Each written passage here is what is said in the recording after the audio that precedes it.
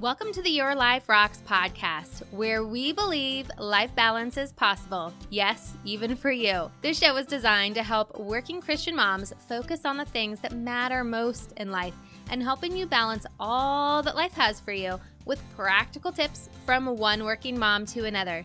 My name is Jenny Stemmerman, and I am so glad that you're here to hang out with me today. Really pretty excited, actually, because, well, let me just tell you 3 reasons why I am super excited for this episode.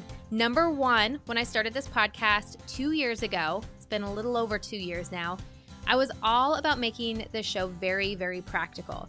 I didn't want a lot of chit-chat, just really straightforward advice, tips from one working mom to another, just to equip you. You know, for me, sometimes when I'm listening to podcasts, I just want to be told, this is what you have to do. And that's what I wanted this show to be about. And that's really what we're talking about a lot in this episode. Number 2, I am fully in the Christmas spirit, which makes recording this podcast for you super fun. And I'm done with all of the to-do stuff. Everything left to do on my to-do list are really fun things, like make gingerbread houses with my kids and look at Christmas lights. And we already have all of that planned and on the calendar because I did the Holiday Sanity course. So if you missed last week's episode when we talked all about what to do with that to-do list in your calendar, go back and have a listen. So I'm super excited because all of the hard work is already done. And number 3, I just really love recording this show for you guys. So thank you so much for tuning in. Now, if this is your very first time listening to the Your Life Rocks podcast, hello, my name is Jenny. I'm a working mom just like you, and I know just how hard it can be to do all of the things while you're managing a job. Over my career, I have worked in an office, I've worked from home, I've been a road warrior living out of a suitcase, I've worked corporately, and I have worked as a business owner. And that's what I'm currently doing, although I do say that I work for my husband, but that's a long story for another time. For our returning listeners, you know that we have been doing a series all about holiday sanity to really equip you for the holiday season. We started with our intentions for Christmas, then we went into planning, and this episode are my top 10 tips for holiday sanity for you. And next week, we are going to be drawing closer to Jesus as we draw closer to Christmas. All right, are you ready? I have to admit, when I was putting together this show, I felt a little Tonight Show-esque because this is my top 10 tips for Christian working moms this holiday season. Are you ready? All right, let's top it off with number 10. Now, I have to say, this is not in any particular order. Although I feel like they should have been, it was too hard to put them in any particular order, so bear with me because I really like this first one. And even though it's number 10, it feels like maybe it's not as good as the other ones because it's 10, but it's still pretty good. All right, so do a Bible search for your theme. So if you listened to the show a couple weeks back when we were talking about making an intentional Christmas season for yourself and for your family, we talked about picking a theme for your season. So for me, mine was peace and wonder. And that means I don't want to do anything that doesn't bring peace for me or wonder for my kids. That's just kind of the benchmark for us. But doing a word search in the Bible for the word peace when I'm having my morning routine time has been really awesome. Now, there's a ton of different devotions out there that you can do around Christmas time. I'm actually doing one myself, but just to do that word search, because really I want peace all year round, not just at Christmas time. And I truly believe that God's word is our instruction manual for life. And if you are craving something right now this time of year, chances are you're probably craving it all year around. And this might even link into an intentional 2018 for you. So do that Bible search for your theme. That's number 10. Ready for number 9? Now, this one we've covered a few weeks ago when we were talking about health with Lindsay Young. And she had a really great tip of getting in at least 10 minutes of exercise every day. Now, ladies, listen, I always have an intention of doing more than 10 minutes a day. But then I make it such a big deal, right? I have to be in the right clothes and the kids have to be busy or it has to be super early in the morning, but then I have my Bible time and trying to work in all of the things has been difficult. But 10 minutes of exercise, yesterday I got in my 10 minutes of exercise while I was still in my work clothes before I even changed because I power cleaned for 10 minutes. I set the alarm for 10 minutes and I ran around this house like a mad woman. I did get a little sweaty, but it was towards the end of the day, so I didn't really care. Now, this is not a power workout. It's just a 10-minute workout. And Lindsay even talked about how she will set the timer for 10 minutes and she'll run up and down her stairs and do like squats and leg lifts and crunches and things like that in between each run up and run down on her stairs. There are simple things that we can do. We do not need to be overcomplicating things, but just getting that energy going in your body. Number one, it's great for your mental health. Number two, it's great for your physical health. And number three, it can be a lot of fun if you let it be fun. All right, ready? Number 8, add your favorite holiday flavors to everyday things. So one of my favorite things to do is to add peppermint, essential peppermint oil, or peppermint extract to my coffee or to my chocolate protein shakes that I do in the morning. Now, here's another little tip about protein shakes, because I know they're healthy for you, but I don't always love to drink them. Oh, I know. And especially this time of year because they're cold and I want to drink things that are warm. So I make my chocolate protein shake into a hot chocolate. It's a little thick and it can be a little bit to get used to, but then I just add a little bit of peppermint into it and I feel like it's a treat. So play around with those things. Let's not be so all or nothing, but add in those extra flavors. Now, like for example, I know orange isn't exactly a Christmas flavor, but it kind of feels Christmassy to me, oranges. So I'll add orange oil to my water as well. Just make sure you do it in a glass container, not a plastic container. I made that mistake once, never again. So there you go. All right, so this next one is 10, 9, 8, 7. I got to keep track of these numbers. Number 7 is to make your house smell like Christmas. Now, you might be someone who has like scentsy pots around your house or something similar to that where you have scents that go into the air.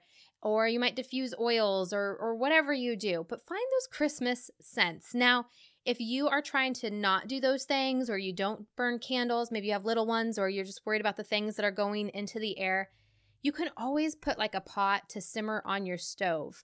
I remember when I was growing up, one of my best friend's moms always did this, and I just felt like it was the most homey thing in the world you could do. So, for example, one of the things that I had going last weekend while I was wrapping presents and watching movies and doing all of that kind of stuff, I just had some oranges and some cloves and a cinnamon stick just simmering in a little pot on my stove, and it made the house smell amazing. The kids were like, "What are you cooking?" I'm like, "Nothing you can eat."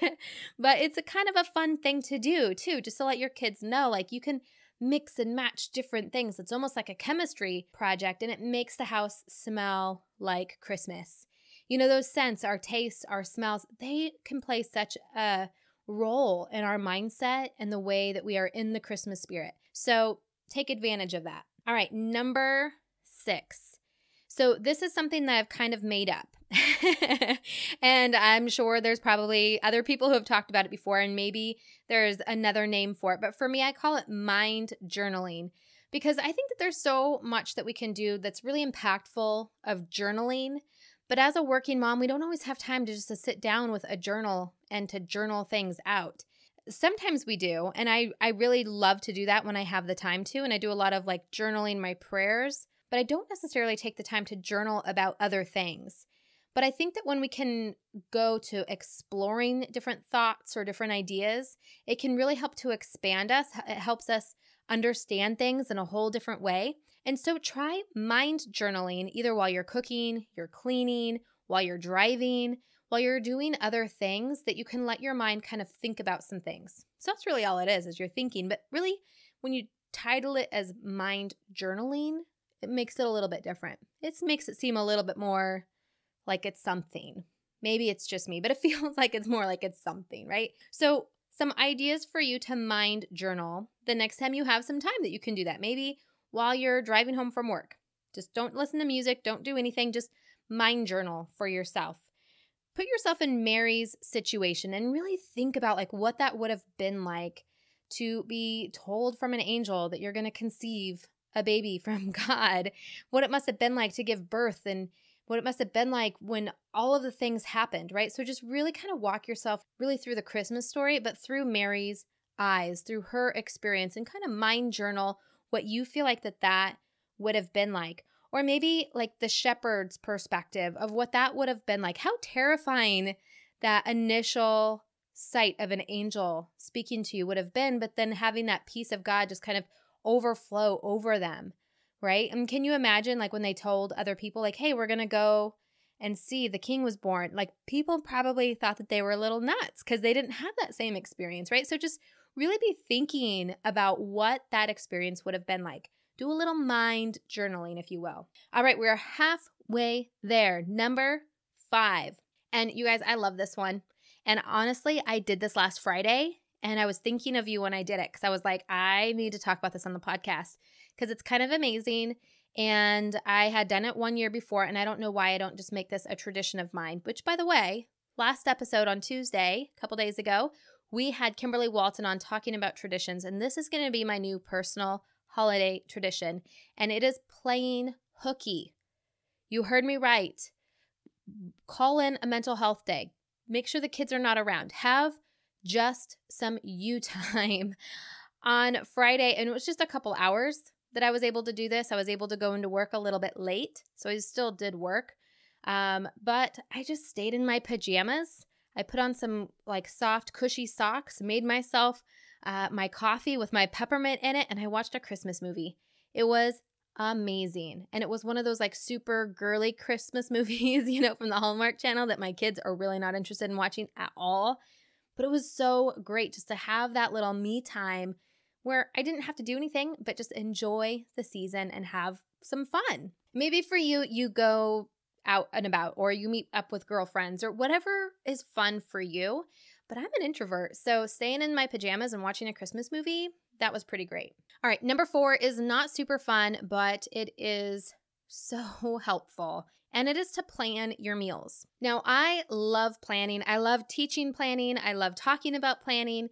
It really is a necessity as a working mom to plan ahead and be as proactive as possible. But, you know, something happens around this time of year. I was talking with a good friend of mine, and she was like, you know, I'm going to go back to my meal prep and all of that stuff in January, but right now I feel like things are just too crazy. But I had to say to her, you understand, like, that's why you have to meal prep. That's why you have to do your weekend planning, because it is extra crazy. And sometimes we forget and we try to say it's a special time of year where I don't need to do that. Yes, you do.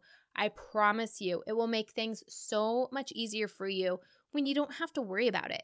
And that's why you always hear me talking about Prep Dish. And I highly recommend Prep Dish. It's by far my favorite. I've tried a ton of meal planning services, and you can try it free for 14 days by going to prepdish.com/YLR. That stands for Your Life Rocks. And you guys, they're not even a sponsor for this episode, but I just have to talk about it because it is vital that we stay up on our prepping, especially meal prep, because we spend so much extra money this time of year. I know I do, not even intentionally. It just happens. And so if I can save money by being intentional about what I'm buying for food, and I can take better care of my health because I know what we're eating. Because although food is a little bit crazy this time of year, like this episode goes live on a Thursday. I'm going to be eating a regular normal dinner on a Thursday, on a Wednesday, and on a Tuesday. You know, there are special nights where we might have a dinner party to go to, or we might be eating out because we're doing something, going to a Christmas concert or something like that. But for the most part, it's just a normal Tuesday night, and I need to cook dinner. So why not meal prep and have all of that worked out ahead of time? All right, now we are down to the last 3 tips for you. Number 3. Read the Christmas story to your kids. Now, I know this sounds obvious, but sometimes we can be really good about this, and sometimes we might not be. Especially as our kids start to get older. I don't know about you, but I don't necessarily read to my kids a ton anymore. They're 8 and they're 12. So, you know, like they have their own reading homework. We're kind of into that stage. I still sometimes will read a fun book to them. For example, we have this Christmas book that I read to them every year, and I've probably read it 10 times already this year, and it's called Grumpy Santa Claus, and it's just a funny, fun book, and it rhymes, and so it's kind of fun to say. I could probably recite the whole thing by memory because it's just a tradition that we do every year. But reading the Christmas story to your kids, and wherever they are age appropriate wise, maybe you have them read part of it or you read part of it, but really have a discussion around it that's age appropriate, right? Get them really thinking about what that was like, what happened, why it happened, and let that just be a discussion that you have.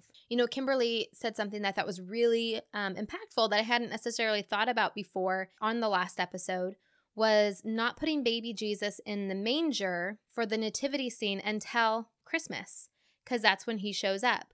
Or to put, like the wise men and the shepherds, like in different parts of the house, and every day moving them closer together, and really talking about that with your kids.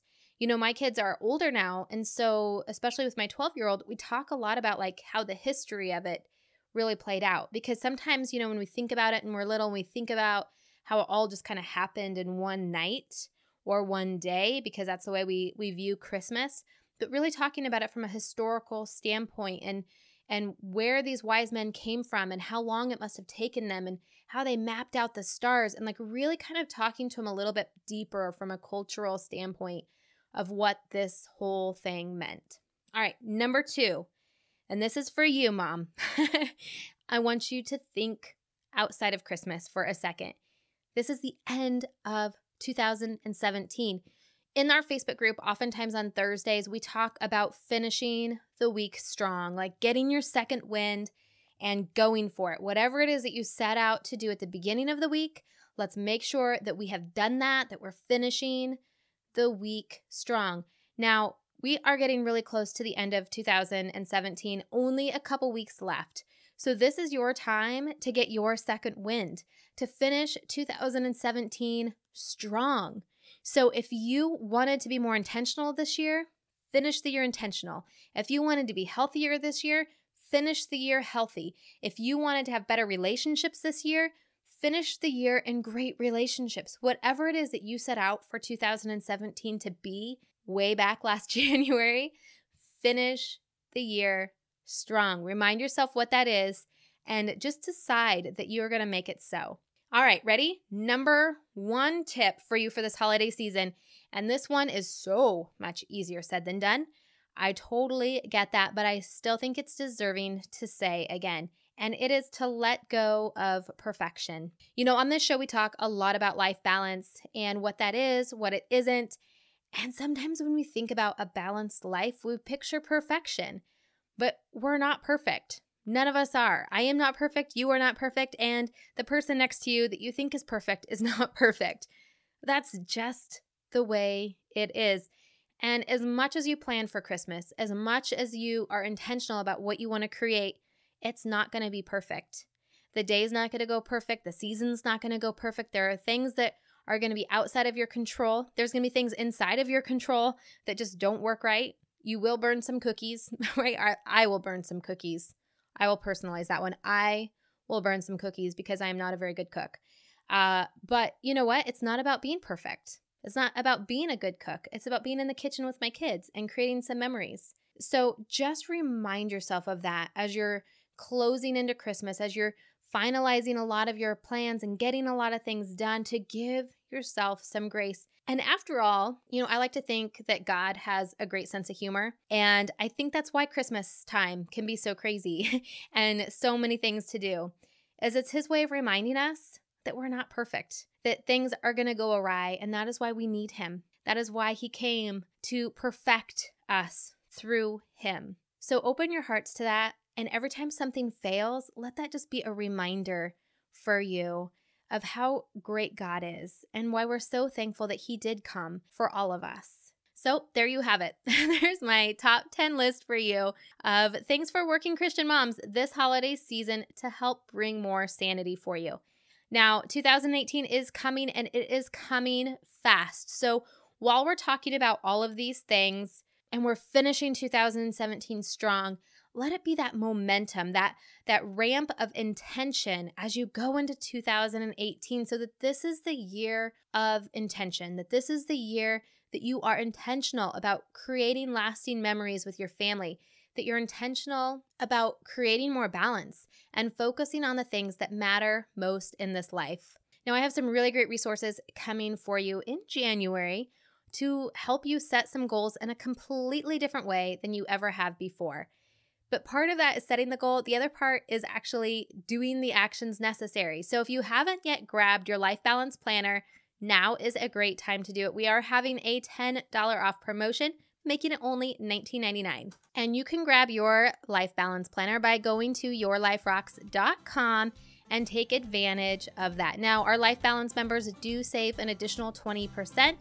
So if you're not yet a member, now is a great time to join. Now, please do keep in mind that when you go to the show notes for this episode on Your Life Rocks, or visit any of those other pages in there, when I'm recommending something and there's a link, if you click on that, it might be an affiliate link, and that just means I get a small kickback at no extra cost to you when you purchase something through my site.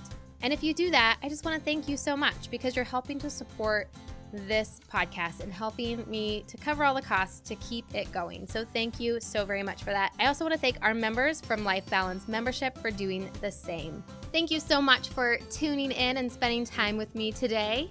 Until next week, keep building a life that rocks. Bye.